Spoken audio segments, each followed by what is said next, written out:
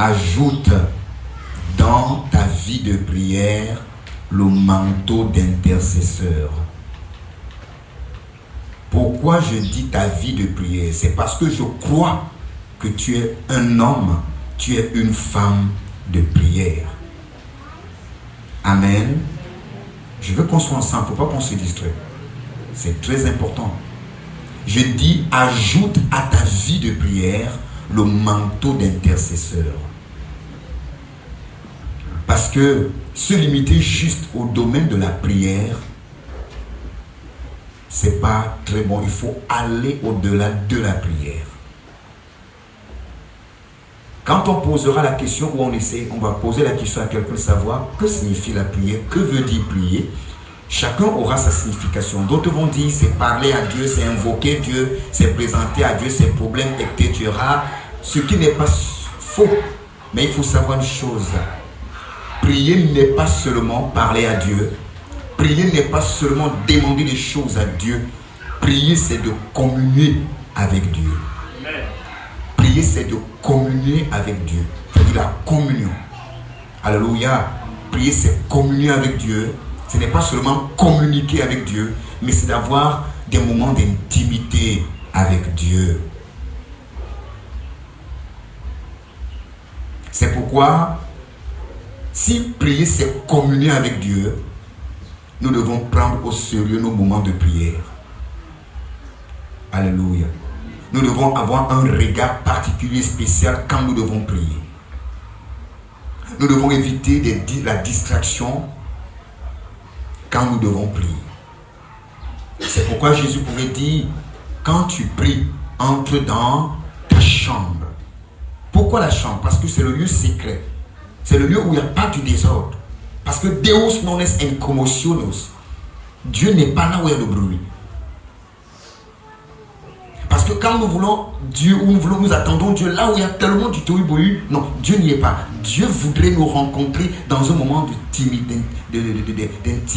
C'est pourquoi les prophètes, les premiers croyants, les prophètes avaient l'habitude, quand ils devaient rencontrer Dieu pour des histoires intimes et profondes, ils se détachaient de tout et ils allaient devant le trône de la grâce, allaient face à face à Dieu. Même ceux qui étaient mariés, ayant des enfants, les abandonnaient parce que, bien aimé, la vie de ton ménage, de ton foyer, de ta maison, de ta famille, de ton ministère et ton travail et ta vie dans tous les casquettes que tu portes dépend de ton intimité avec Dieu. Amen. Dépend de ton intimité avec Dieu. Bien aimé, il faut s'amuser avec tout, mais pas avec la prière. Parce qu'en réalité, la prière, c'est la respiration du croyant. Si on arrête ton nez là, et on ferme ta bouche, c'est fini, tu vas te débattre. Parce que l'air, tu ne pourras plus respirer. Donc, un chrétien, un enfant de Dieu qui ne prie pas, c'est quelqu'un qui ne respire pas. Il est dans le coma. Il faut l'oxygène. Non, nous ne devons pas vivre une vie chrétienne avec l'oxygène. Ce que j'appelle l'oxygène de la vie chrétienne, c'est quoi? Je vis par la prière des autres. Tu es avec moi là? Je vis par la prière des... Donc moi je ne prie pas. Et vous savez que l'eau, ça coûte cher en plus. Une heure d'oxygène, 500 000. Vous le savez, non? Nous avons des médecins ici. Une heure, 500 000. Et plus. Donc, quand tu dois vivre par la vie de prière de quelqu'un d'autre et que toi-même tu ne pries pas vraiment, il te sera difficile de faire des avancées dans ta vie et des progrès. Non, on doit prier pour toi, oui, mais toi aussi tu dois le faire. Parce que tu dépends de la prière. Ta vie dépend de la prière. Jésus a commencé son ministère par la prière et il a terminé son ministère par la prière. C'est pourquoi Jésus a eu le succès. Malgré les hauts, les bas. Regardez l'apôtre Paul. Lorsqu'il a entré dans la foi, il a commencé la vie dans le ministère. Il a compris que le secret de cette affaire, c'est la communion et l'intimité avec le Père. La communion et l'intimité avec le Père.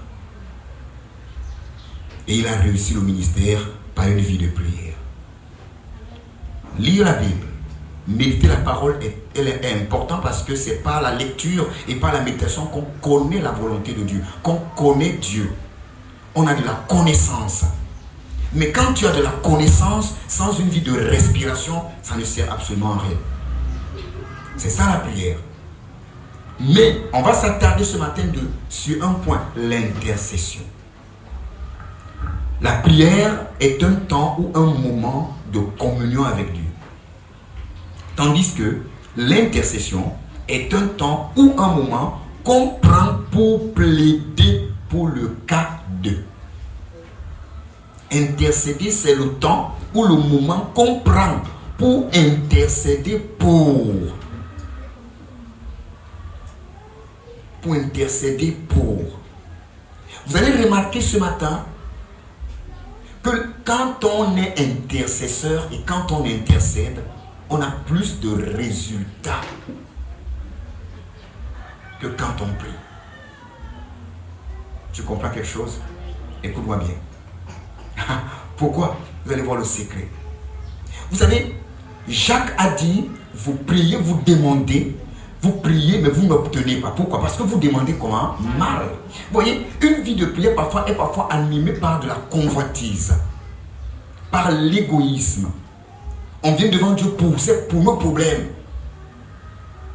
On va en prendre un temps devant Dieu, ce n'est que pour mes problèmes, Seigneur. Si on dit ici, bien aimé, vraiment le dimanche prochain, alléluia, c'est un dimanche de prière, que chacun vient avec ses sujets de prière. Le culte de dimanche ira jusqu'à une semaine. Parce que les gens viendront avec des bibles de sujets de prière. Parce que les gens viennent avec leurs problèmes.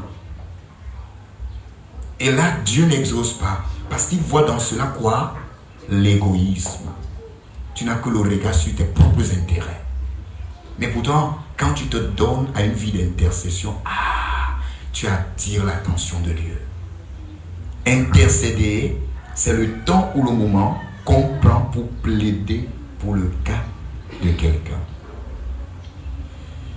Intercéder, c'est un moment ou un temps pour intervenir en faveur d'eux. Je prends du temps, je prends un moment pour intervenir dans le cas de. J'ai été à l'hôpital pendant des années et les médecins, les chirurgiens qui m'encadraient disaient j'ai intervention. Parce qu'il doit intervenir pour un cas. Oh my God. Un intercesseur, je vais arriver à ce point, devient même un chirurgien. Parce qu'il doit intervenir dans des cas.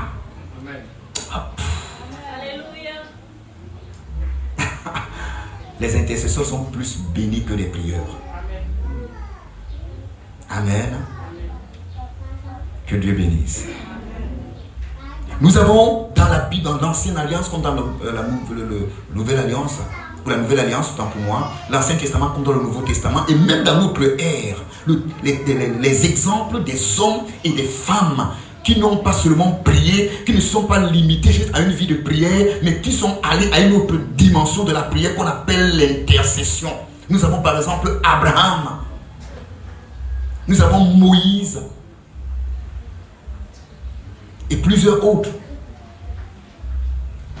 dans l'Ancien Testament. Mais dans le Nouveau Testament, nous avons qui? Nous avons Jésus lui-même, nous avons l'apôtre Paul qui intercédait.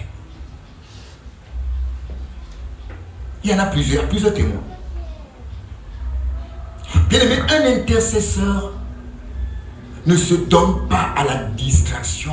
Un intercesseur refuse d'avoir les yeux que les autres humains ont.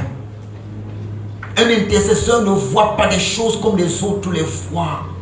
Un intercesseur voit des choses avec les yeux de la foi. Amen.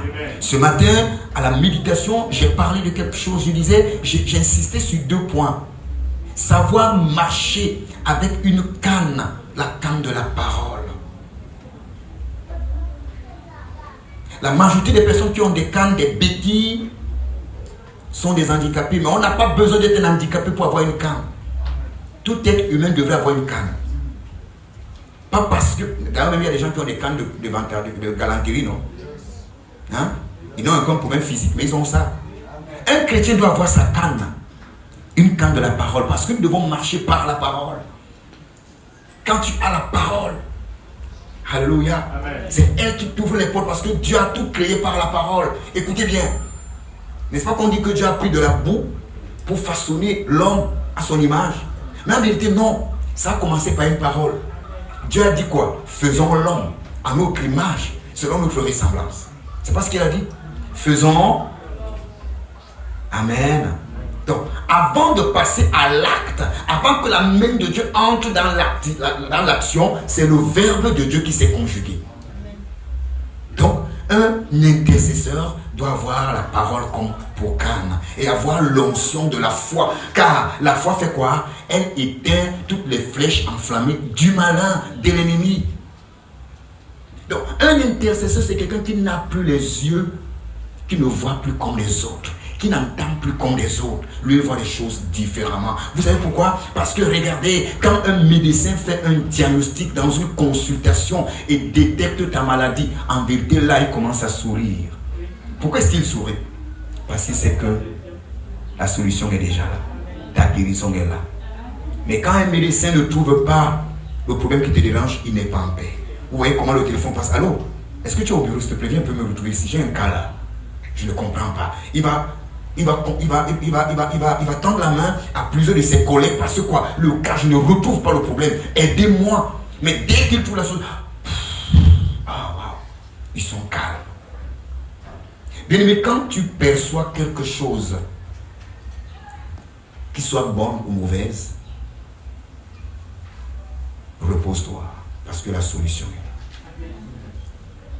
Quand on ne découvre pas le mauvais caractère de quelqu'un, on ne sait comment l'aider et comment marcher avec lui. Mais c'est quand on découvre qu'on sait comment on va aider la personne. Quelqu'un comprend une chose ce matin? Sommes-nous ensemble ce matin? Alléluia. Je l'ai dit, il y a plusieurs exemples dans la Bible.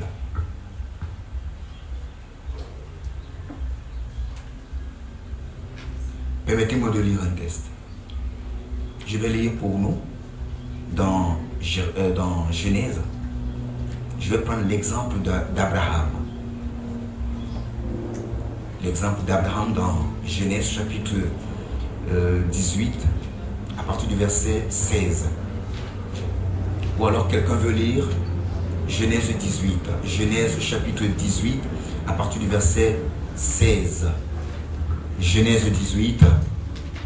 Quelqu'un peut lire rapidement, je vous en prie. Quand je demande, il faut que ça soit rapide. Le temps presse.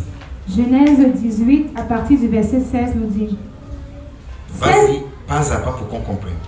16 hommes se levèrent pour partir, et ils regardèrent du côté de Sodome. Abraham alla avec eux pour les accompagner.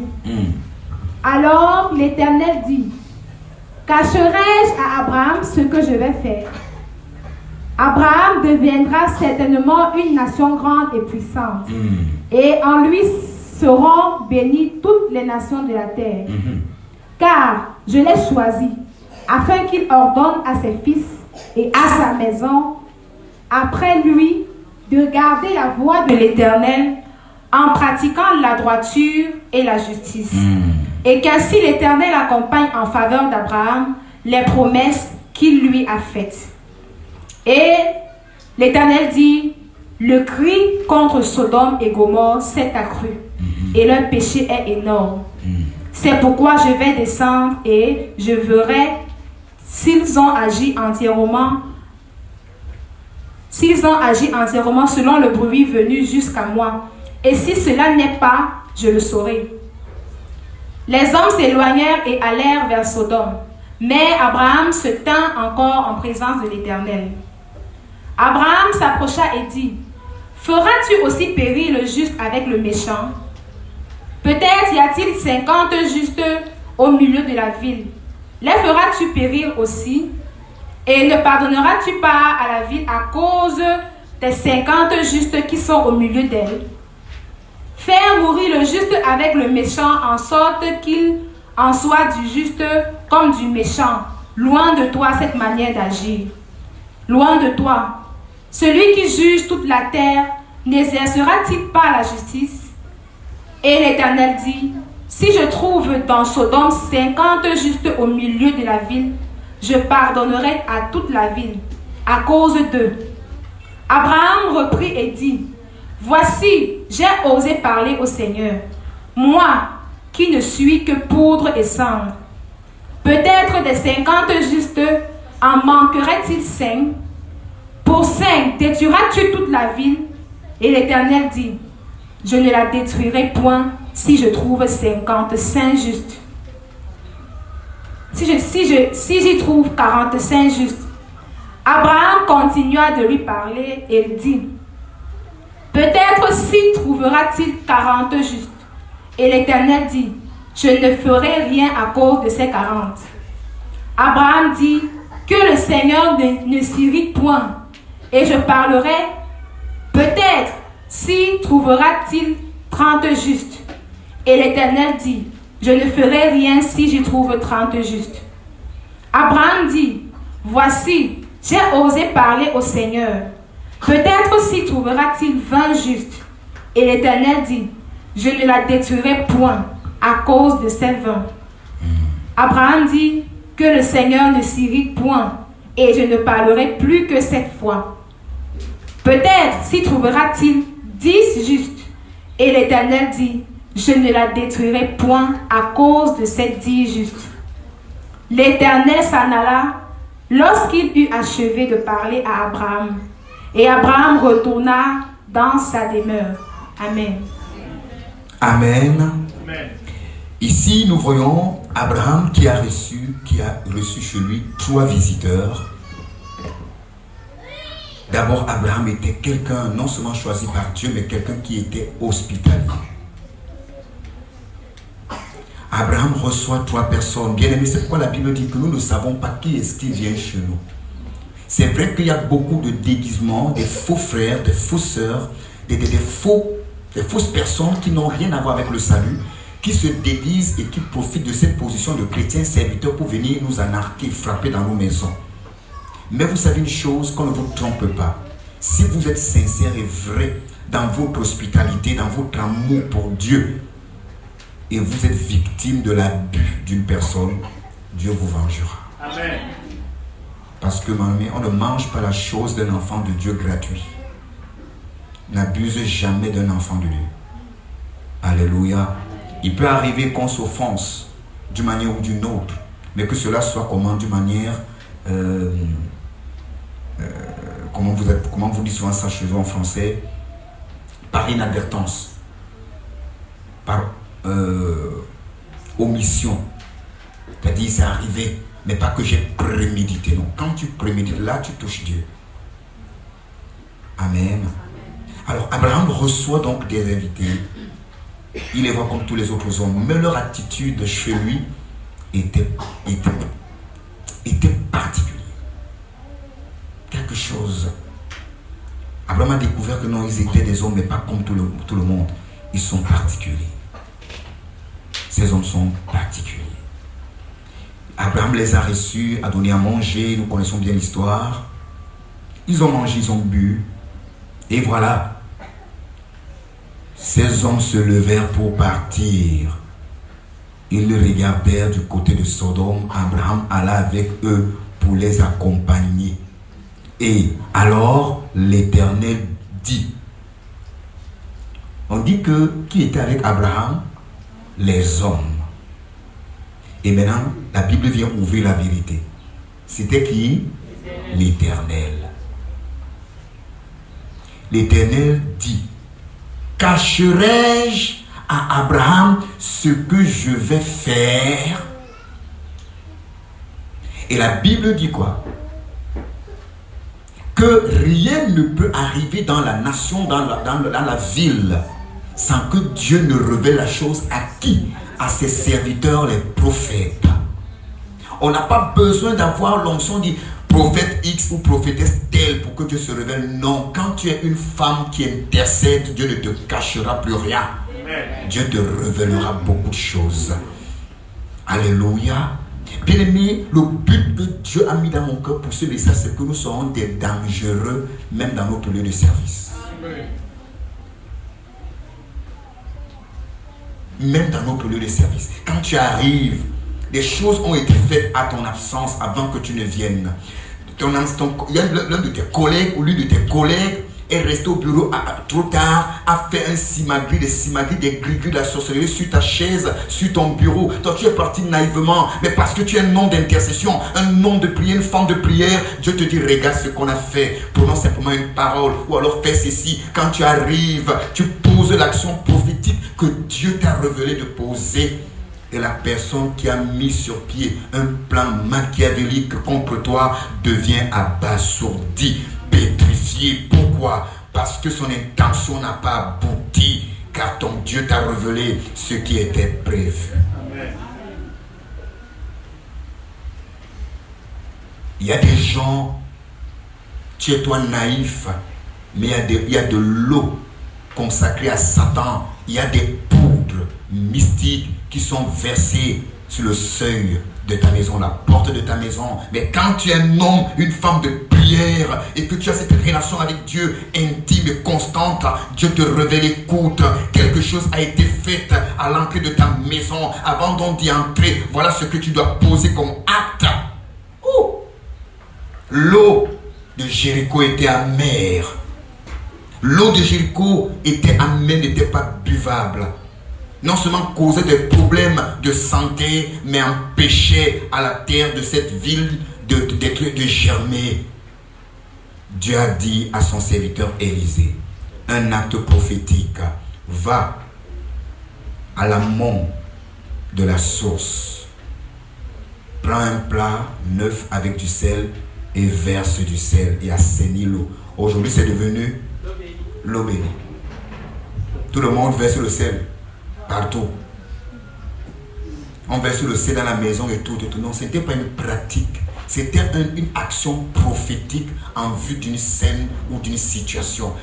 Ne rendons pas des directives de Dieu pour certains événements une doctrine. Dieu peut te dire, fais ceci, bois de l'eau pour telle situation. Paul a dit par le Saint-Esprit ou par un homme avisé à Timothée, parce que même scientifiquement cela est approuvé et éprouvé en plus. Il dit, à cause de tes constants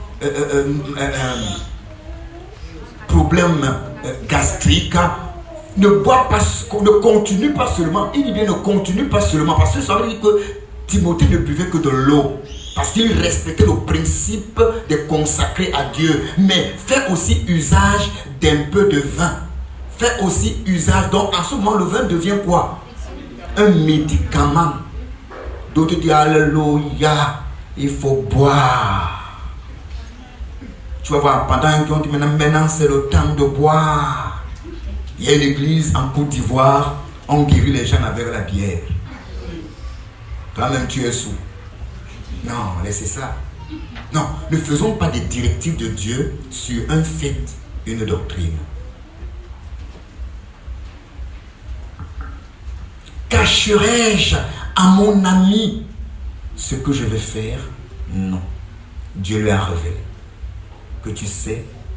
Et vous savez pourquoi Dieu a révélé à Abraham ce que lui veut faire sur Sodome ou contre Sodome?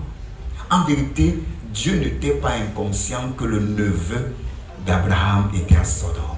Si Abraham n'avait pas son sang à Sodome, Dieu ne lui aurait pas parlé. Il parle pourquoi?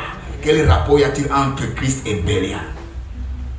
Quel rapport y a-t-il entre Christ et Satan? Il n'aurait pas parlé. Mais c'est parce que le sang d'Abraham était à Sodome et à Gomorrhe.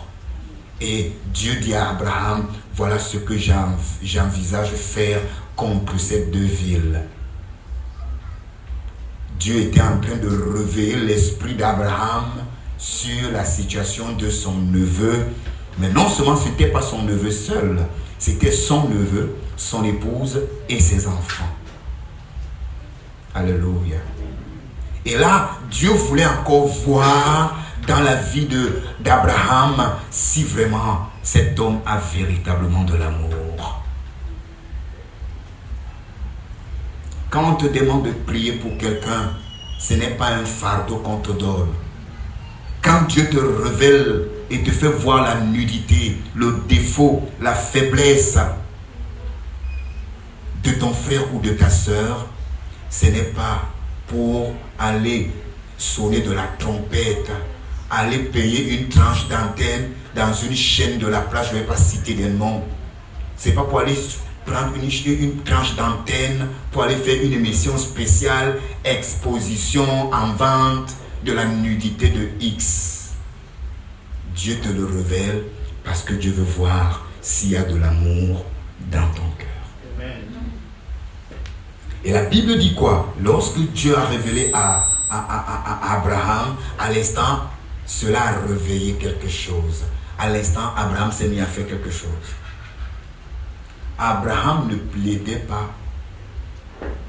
Il plaidait pour le cas de son neveu indirectement, mais en plaidant le cas de Sodome et Gomorrhe. Pourquoi? Parce que Abraham savait que si Sodome et Gomorrhe, ces deux villes sont frappées, mon neveu, son épouse et ses enfants tomberont également. Alléluia. Alors Abraham commence à plaider. Intercéder, c'est quoi? C'est plaider pour le cas de. Abraham s'est mis à plaider. Seigneur, s'il y a 50 justes, est-ce que Dieu lui dit non, je ne frapperai pas? S'il y a 45, je dis non. S'il y a 30, non. S'il y a, il descend jusqu'à 10. Dieu lui dit, s'il y a 10, je ne le ferai pas. Abraham était conscient qu'il n'y a même pas. Parce qu'il était dans la tranche de 5-5. Parce que les 5 ans, il allait 5, 45. Il allait 5, 40, il allait 5, 30. Tu vois un peu? Il arrive à 10. Il ne peut pas dire s'il y a 5. Pourquoi il cale à 10? Parce que lui-même dans son esprit sait qu'il n'y a que Lot, mon neveu, son épouse et ses 2 enfants. Il n'y a pas 5. La Bible dit, Abraham n'a plus rien dit. Il ne pouvait plus rien dire à Dieu, il allait rester encore en secret pour continuer dans le silence à intercéder. Mais ce qui m'a marqué, c'est quoi? Le dernier verset nous dit ici, et l'Éternel s'en alla lorsqu'il eut achevé de parler avec Abraham. Mais la Bible dit, l'Éternel s'en alla. Donc Dieu a fait comment? Dieu est parti. Écoutez, quand on dit Dieu est parti, ça veut dire que Abraham reste comment? Seul. Mais ce n'est pas ce que la Bible me dit. La Bible dit, et Abraham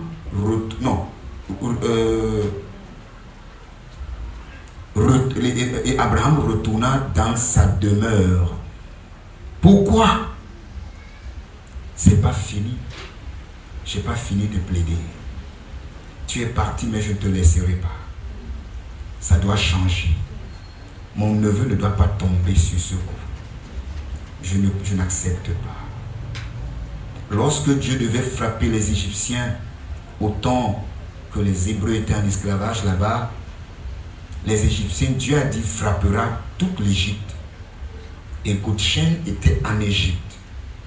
Et les Hébreux devaient aussi être frappés. Parce que quand la colère de Dieu s'abat, elle va s'abattre. Quand Dieu dit je frappe le Cameroun, c'est tout le Cameroun. Mais il y a quelque chose de bon qui se fait parce que Dieu est bon. Il dit, à cause d'une plaidoirie, à cause d'une intercession, Dieu révèle à ce que pour que les miens ne tombent pas sous le coup de ce que j'ai décidé de faire, qui est sur les linteaux de leur porte et sur les poteaux, une marque du sang de l'agneau. Et ce sang n'est plus le sang des boucs et des animaux que nous vendons. Le sang de Jésus parle à notre faveur. C'est pourquoi, bien aimé, il faut savoir prier avec le sang de Jésus et toujours impliquer le sang de Jésus. Because there is the power mighty in the blood of Jesus. Amen. Il y a de la puissance dans le sang de Jésus. Alléluia. Nous voyons l'action d'Abraham. Nous voyons le geste d'Abraham. Il a été informé. On lui a révélé quelque chose. Paf! Il ne s'est pas mis à murmurer, à saboter, à bavarder. Il a géré le cas à l'instant devant celui-là. Qui est intercesseur? Un intercesseur, c'est qui? Quel est le but d'un intercesseur? Quel est le travail d'un intercesseur? On va aller step by step. Le travail d'un intercesseur se trouve dans le livre de Jérémie chapitre 1, le verset 10. Selon la parole de Dieu, premier astérisque ou 1, travail de l'intercesseur. Selon la parole de Dieu, le travail d'un intercesseur, nous le trouvons dans Jérémie chapitre 1, le verset 10. Qu'est-ce que cette parole de Dieu nous dit? Dans Jérémie chapitre 1, le verset 10, Dieu dit ici, je vais lire pour nous assez rapidement par sa grâce. Le verset 10 dit quoi? Dit, regarde, je t'établis aujourd'hui sur les nations et sur les royaumes, pour que tu arraches et que tu abattes, pour que tu ruines et que tu détruises, pour que tu bâtisses et que tu plantes. Voilà le travail de l'intercesseur. Si on va décortiquer ce verset, 1, pour que tu arraches. On arrache quoi? Une épine. Ce n'est pas l'enfant à l'épine, hein, c'est calé sur la plante de ses pieds. Il boite, il crie. C'est là que tu gîtes. Qui t'a envoyé là-bas? Qui t'a envoyé là-bas? Non, ce n'est pas ça l'intercesseur. On n'a pas dit, quand tu vois l'épine, tu tapes. Non, on a dit, tu arraches. Arrachons d'abord les gens d'où? Du danger. Tout à l'heure, quand je priais pour la sœur, en posant l'acte prophétique, le texte a dit quoi? N'est-ce pas ici un tisson fait quoi? Arraché du... Donc la personne était en train de faire quoi? Était dans l'incendie, devait brûler. Non, elle ne meurt pas, elle ne se brûle pas, on l'arrache. Donc un intercesseur, c'est quelqu'un qui voit, quand tu vois ta personne en danger, non, tu ne sonnes pas la cloche, tu arraches d'abord. On va gérer ça après. C'est ça le rôle d'un parent. Parce que les parents doivent être d'abord des intercesseurs. Arrache. Dis avec moi, j'arrache. D'abord du danger. Oui, arrache. Alléluia. Oui. Arrache. Quand on dit arrache, maintenant on dit quoi? Et que tu abattes. Abattre, c'est quoi? Tu as un baobab qui t'empêche de t'épanouir dans ta vie. Dieu dit, ne le regarde pas, ne le mets pas l'engrais, abats-le. C'est-à-dire, fais comment? Fais tomber le baobab. Oh my God. Tellement nous cajolons les esprits, que les esprits prennent du poids et nous maltraitent. Abat. C'est ça le travail d'un intercesseur. Il dit, pour que tu ruines. Que veut dire ruiner? Hein? Rendre néant. Nul et sans effet. N'est-ce pas qu'il y a le poison, mais il y a aussi quoi? L'antidote. Donc l'antidote, c'est le contre. Donc ça a la puissance d'anéantir la puissance ou la force du. Donc un intercesseur, son intercession est quoi? L'antidote. Qui anéantit des poisons mystiques, des actions mystiques et même des paroles de malédiction. Juste par l'intercession, tu anéantis, tu ruines ces choses. Bien-aimé, il y a des problèmes autour de nous. Les gens souffrent devant nous. Nous voyons comment nos enfants veulent subir quoi? Veulent subir le chemin négatif familial. Non, ne regarde pas, ne tue pas ton enfant par la bastonnade, ruine la chose. Je te donnerai des conseils, mais je intercéderai aussi pour toi. Amen. Dis avec moi Amen. Amen. Sommes-nous ensemble? Amen. Alléluia. Ruine.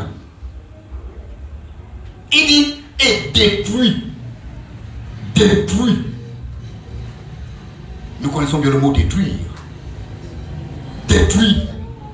Jésus a détruit en annulant quoi? L'acte dont les ordonnances subsistaient contre nous. Bien aimé, il y a un acte, je ne sais pas si c'était de naissance ou un acte d'arrêt de quoi qui existe. Jésus l'a détruit en annulant le décret qui était inscrit.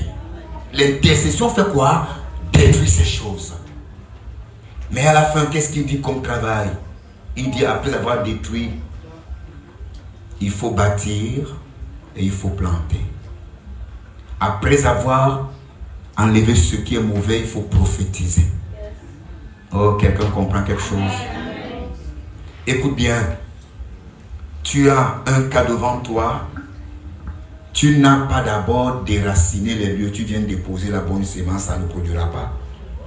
Avant de faire un champ, qu'est-ce qu'on fait? On s'attaque d'abord à la mauvaise herbe. Amen. Et quand on s'attaque à la mauvaise herbe, après avoir enlevé la mauvaise herbe, on fait quoi? On laboure le sol. Et on vient donc déposer dans le sol nettoyé et préparer la bonne sémence. Tu ne peux pas prophétiser de bonnes choses dans un endroit où tu n'as pas encore enlevé ce qui est mauvais. Dieu dit maintenant là, tu peux faire quoi? Oh my God.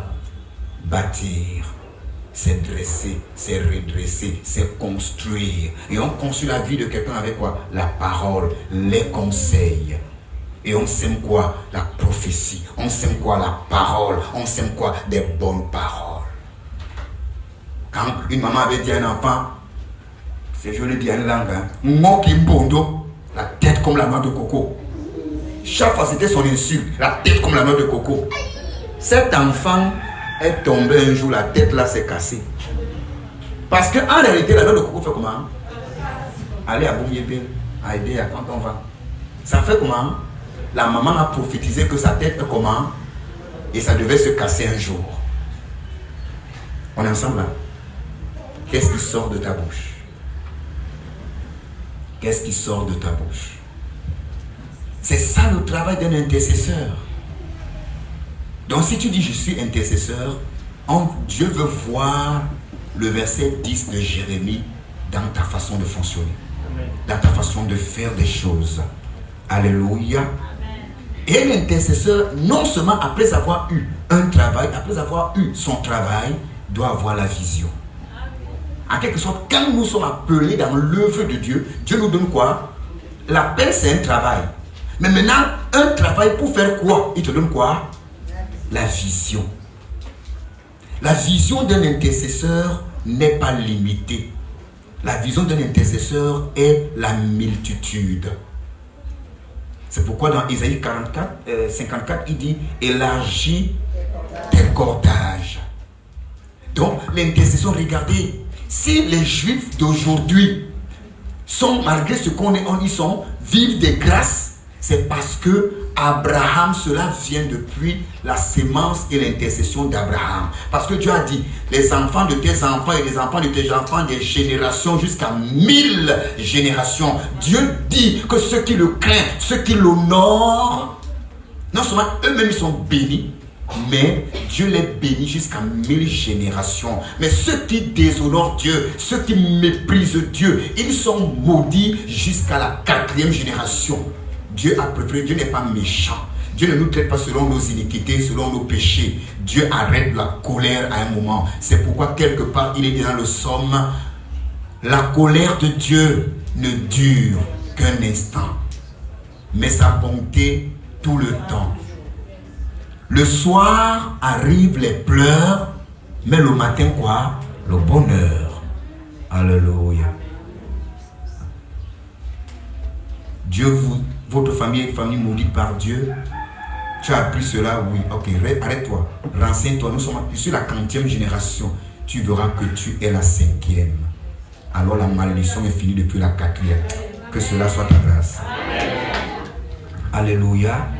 Alors, dans le psaume 89, le verset 51, le psaume 89, le verset 51, vous pouvez noter, hein, parce qu'on va aller assez rapidement, parce que si nous nous donnons à tout lire, ça ne sera pas évident. Hein. Vous voyez qu'est-ce qu'on fait comme ça, n'est-ce pas? Hein? Alors, permettez-moi de lire, parce que c'est important de se rassurer que ce que je dis est vrai. Psaume 89, verset 51, je vais lire, qu'est-ce qui est dit ici? Souviens-toi des outrages de tes ennemis, ô Éternel. 51, je crois que c'est ça. Non. 89. Bref, en quelque sorte, bon, c'est 50, hein, parce que ça dépend des versions. Souviens-toi, Seigneur, de l'opprobre de tes serviteurs. Souviens-toi que je porte à mon sein tous les peuples, tous les peuples nombreux. C'est le verset 50 ici. Ça dépend de la version. Amen. Il dit quoi? Souviens-toi que je porte quoi? Un peuple nombreux dans mon sein. Vous voyez que l'intercession ne se limite pas seulement moi et mes enfants là. Je vais jusqu'à prier pour mes petits-enfants et les petits-enfants de mes petits-enfants, etc., etc., etc. C'est pourquoi vous verrez une famille qui ne connaît que l'opulence parce que cela vient d'un patriarche qui a gardé son regard devant le Seigneur. S'il vous plaît, soyez une bénédiction pour la génération à venir. Amen. Amen. Donc, un intercesseur n'est pas limité. Amen. C'est la vision de l'intercesseur. Maintenant, un intercesseur ne doit pas aussi prier, ne doit pas s'engager à l'intercession au hasard. Il doit être équipé. On va parler de l'équipement d'un intercesseur. Un intercesseur doit être quoi? Équipé. Quand on va à l'école à l'armée, on ne devient pas directement une fois un homme en tenue militaire, armée de l'air. Non, tu vas en formation. Même si tu viens avec n'importe quel diplôme, tu vas d'abord parce qu'il faut qu'on t'équipe pour que tu sois utile à ce dans quoi tu es appelé à faire. Nous voyons cela dans Exode chapitre 17, le verset 12 au verset 13. L'équipement de l'intercesseur, c'est quoi? La connaissance. Donc un intercesseur, c'est quelqu'un qui doit connaître. Et comment faire pour connaître? Il faut lire et il faut méditer. Il faut faire des recherches. Dans Exode chapitre 17, 12 à 13, on parle de l'action de quels sont ces frères, ces hommes qui, quand Israël devait lutter, qui tenaient la main de Moïse. Hugues et... C'est ça? Hein? Ils avaient quoi? La connaissance. Parce qu'ils ont médité. Ils ont compris que, hey, chaque fois que les bras de Moïse se baissent, nous sommes vaincus. Nous sommes atteints. Nous sommes affaiblis. Alors qu'est-ce qu'il faut? Il faut qu'on maintienne les mains de Moïse comment? Toujours en l'air levé. Et c'est pourquoi l'apôtre Paul vient dire que quand on prie, qu'on lève les mains. Parce que la prière avec les mains levées fait des choses. Alléluia. Parce qu'il a compris que les mains de Moïse debout donnaient la victoire et l'avantage aux enfants d'Israël. La connaissance. Il faut beaucoup lire, il faut beaucoup méditer, il faut faire des recherches. Ça vous aidera à mieux mener vos batailles dans la prière. Amen. Après l'équipement, il y a le positionnement de l'intercesseur. Il y a un positionnement. Nous avons Habakkuk qui dit quoi? J'étais comment? À mon poste. Donc un intercesseur n'est pas embrouillé. Il a un poste. Un intercesseur, quand on parle de le positionnement de l'intercesseur, c'est quoi? Un intercesseur doit être plus spirituel que charnel. Nous voyons cela dans Esther chapitre 2, le verset 21. Là, on parle de qui? De Mardoché. La Bible dit que quand Esther était à l'intérieur, Mardoché était où? Il était resté où? Au seuil de la porte. C'est là où lui veillait sur tout. C'est là où il a su les plans machiavéliques contre les Juifs. Pourquoi? Mardoché a amené cette grâce de Dieu prévue pour Esther à s'accomplir. Mais il n'a pas dit, comme tu es devenu reine, gloire à Dieu, au revoir. Tu m'as construit ma maison de retraite, non? Amen, au revoir. Non, il ne s'est pas réjoui de ce que sa nièce ou sa fille devenue reine l'a positionné. Maintenant, il n'est plus quand il est en Amérique. Il n'a pas dit ça, il dit non, je ne te quitte pas des yeux. Parce que quoi? Il y a tellement d'ennemis autour de toi. Je continuerai à veiller pour que tu demeures reine et que tu ne sois pas Vasti. Tu peux être reine, mais devenir après avoir l'onction de Vasti. Non, il faut que Mardoché soit à son poste. Quelqu'un comprend quelque chose? Avoir un poste. Mardoché était où? À la porte. Il veillait. Et c'est à cause de Mardoché que Esther a su le plan qui était prévu contre son époux et contre le peuple. Et elle a démantelé tout cela par le positionnement de qui? De Mardoché. Esther 2, 21. On est ensemble? Qui est-ce qui veut être intercesseur ici? Qui désire être intercesseur? Vous avez peur? Parce qu'il y a des gens qui me demandent, pasteur, quels sont d'abord les avantages? Parce qu'il faut savoir, hein? Il faut positionner sa vie, hein? On aime toujours les avantages. Mais il faut savoir une chose. On ne peut pas connaître la gloire si on ne passe pas par une formation de Dieu qui est qu'on appelle épreuve. Alléluia. Dans ce même temps, comme Mardochée était assis à la porte du roi, Bitam et Teresh, deux eunuques du roi, gardes du seuil, cédèrent à un mouvement d'irritation et voulurent porter la main sur le roi Assyrus. Mardochée était où? Avec eux. Où? Il était à un poste stratégique. C'est pourquoi il a su quoi? Le projet satanique. Un intercesseur, quand tu pries beaucoup, Dieu t'expose toutes les intentions prévues contre ta vie et contre ta maison. C'est pourquoi on prévoit tout. On a prévu ceci. Toi, tu t'es levé dans le silence. Tu n'as même pas fait le bruit. Tu t'es mis dans la position qu'il fallait et tu as fait ce qu'il y avait à faire. Et on voit juste le résultat négatif du camp adverse. À partir de ce niveau, qui veut être intercesseur?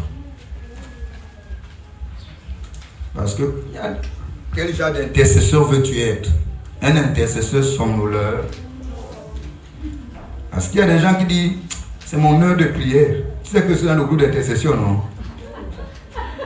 Tu sais que c'est dans le groupe d'intercession, non? Mais quand tu viens, tu trouves dans le groupe d'intercession, bien-aimés, prions, alléluia, prions. Oh, l'autre, tu vois comment? Les intercesseurs charnels ont des positions de sommeil. Donc, il sait que si on le voit à genoux, c'est qu'il a fait prier, puis le gars est parti. Et vous savez comment il se met? Il se met à genoux à côté du mur. Et ça donne est parti. Tu ne peux pas lui dire, frère, il dort. D'autres se couchent. Ils s'allongent là comme si vraiment il veut seulement toucher Dieu. Il met le mec comme ça là, pourtant. Le gars est parti. Il est parti. D'autres encore sont stratèges. Ils s'assoient, ils bougent la chaise comme ça. Wow, wow. Pourtant, en vérité, c'est un balançoire. Il est lui-même parti depuis. Il n'intercède pas, il dit intercesseur.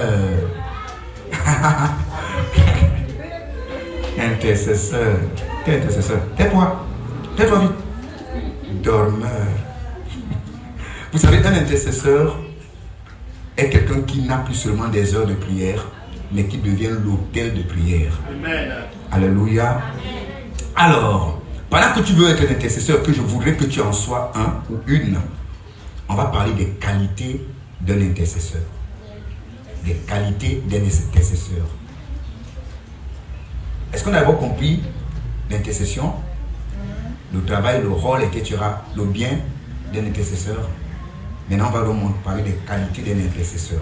Parce qu'il faut savoir une chose, être intercesseur n'est pas n'importe qui, ce n'est pas le qui venu, le qui peut. C'est aussi un appel. Amen. C'est aussi un appel. Mais c'est vrai que Dieu voudrait que nous soyons même tous les intercesseurs. Amen. Vous savez, être appelé à l'intercession ou non, on est appelé nous-mêmes à s'engager avec l'intercesseur. Parce que qui va prier pour ton foyer? C'est ta voisine. Et c'est la secrétaire de ton mari à livrer. Est-ce qu'on sommes ensemble là? Hein? Donc, si tu dis, moi mon rôle c'est mal le chant, hein? Moi je chante, ici je chante. La secrétaire de mon mari est intercesseuse.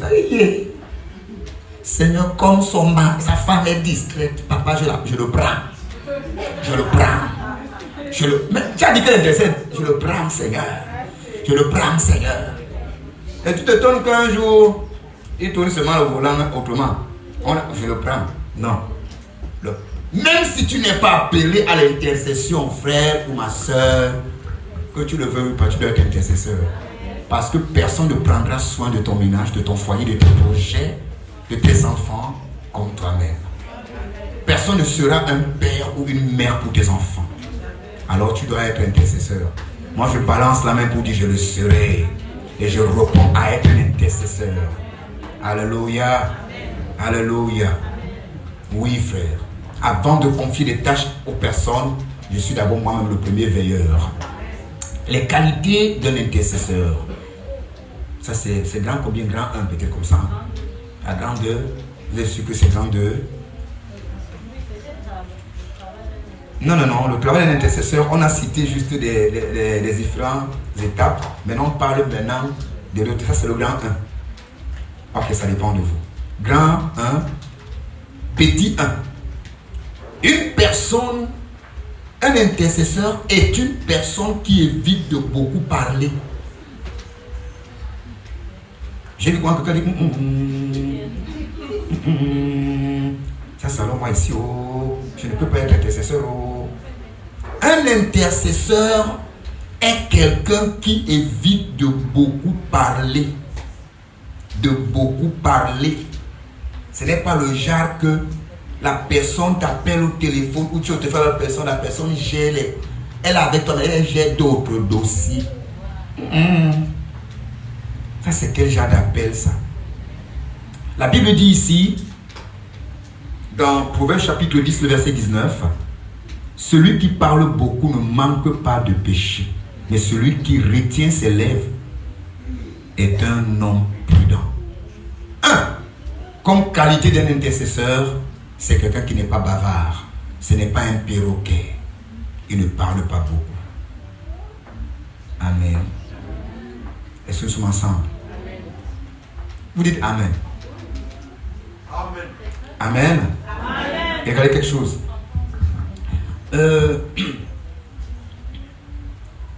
L'école des enfants est déjà payée.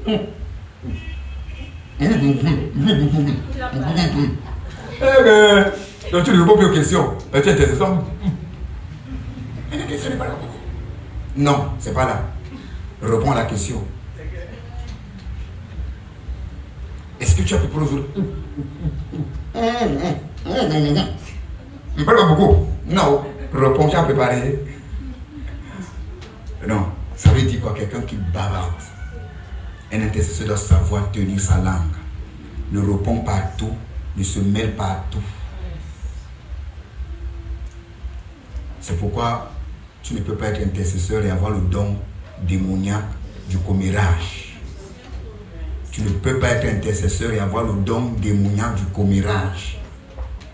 Et même des accusations. Non, un intercesseur, ce n'est pas ça son domaine. 2. Un intercesseur est un instrument de prière. Un intercesseur est un instrument de prière. C'est pourquoi je vous dis souvent, allez au-delà de la prière ou des heures de prière. Donnez-vous à devenir des autels de prière. Quand on dit un instrument de prière, je vais ouvrir dans Luc chapitre. Il y a beaucoup de versets, Il y a beaucoup de versets, mais je ne vais pas en citer tellement. Le but, c'est de nous faire comprendre quelque chose. Luc 18, verset 1. Jésus leur adressa une parabole pour montrer qu'il faut toujours prier et ne point se relâcher. Qu'est-ce qu'on a dit? Amen. Donc, en quelque sorte, quand Paul dit prier sans, c'est-à-dire un intercesseur n'a pas seulement des heures d'intercession, même quand il est au bureau, il est en train de prier, il est en train de conduire derrière son volant, il prie, il prie à tout moment because il doit respirer et imposer le règne de Dieu. Quelqu'un qui prie beaucoup et qui intercède impose beaucoup plus la volonté de Dieu. Amen. Un intercesseur est quelqu'un qui